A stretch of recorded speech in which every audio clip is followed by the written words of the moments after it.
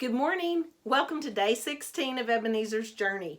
I'm coming to you live from my laundry room today with some special things to show you.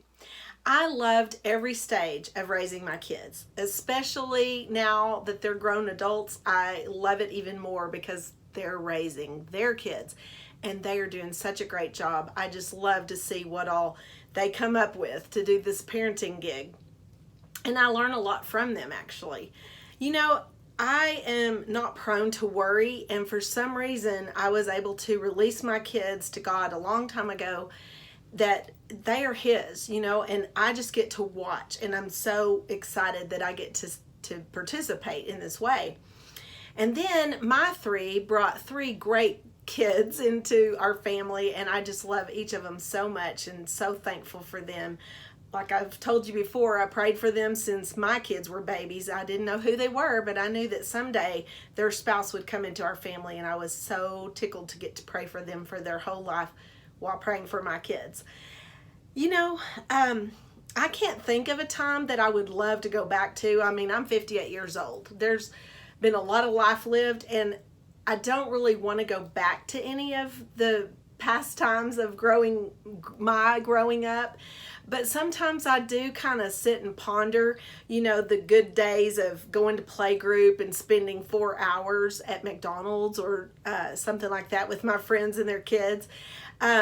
Watching the school and church programs that my kids participated in, and the events, sporting things, watching them go through all the life things, birthday parties, proms, braces, college, all the things, first dates, hilarious, boyfriends and girlfriends.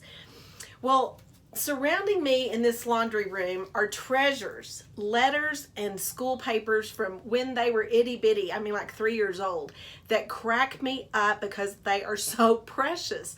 One of my very favorites, I've got one from all of the kids, but this one here is the funniest one to me because Jason, it was like a decoder marker or something, so he wrote me this message, and I'll just have to read it to you. It's too funny.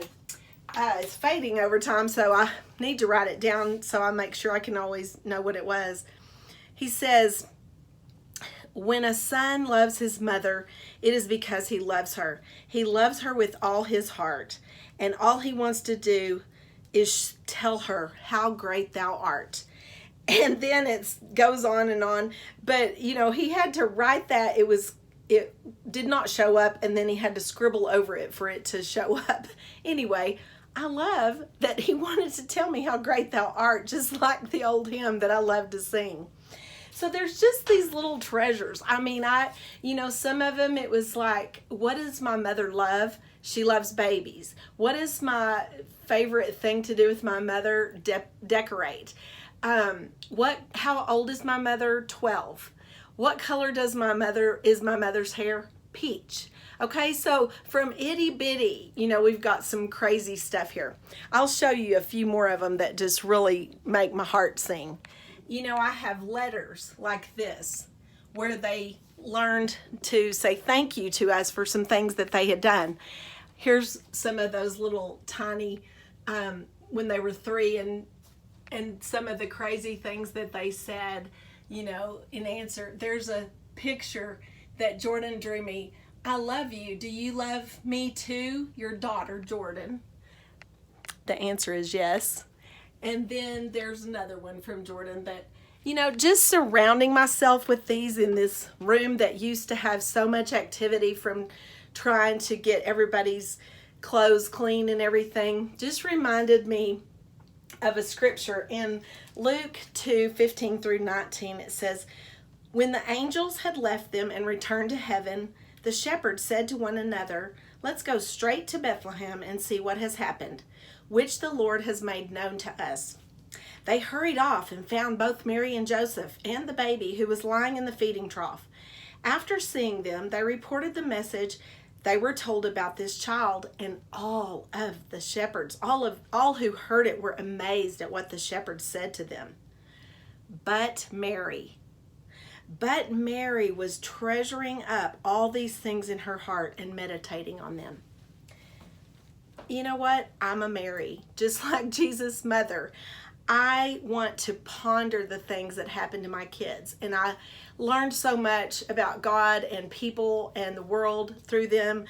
You know, I have memories. I remember victories. I remember defeats. I remember hurts and struggles. And I also remember their growth.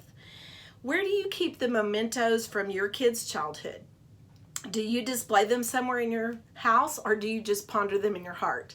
I hope somehow you have a place that you can remember what they were like when they were little, because I tend to always reflect on my kids. I'll be talking to Jennifer and I'm talking about this darling little girl, and then I realize it's her. It's just so funny how your grown adult just doesn't seem like that little kid you had long ago, and you want to teach them all about that precious child. So I hope you have some place like that. I've given my kids lots of their childhood memories, but these are going to stay with me, I guess, until they cart me out of here. But, you know, my laundry room is a haven for me now. It's not got so much laundry as it did when I was raising 3 kids, especially with Jason's sports stuff that was a little stinky and a little dirty. But you know what? I treasured these words that are from my kids all around me. And so when I come in here, it isn't a chore to do anything in this room. It's bright and cheerful and fun, and I love every minute that I spend in here. I hope you have an awesome Sunday, and I will see you tomorrow.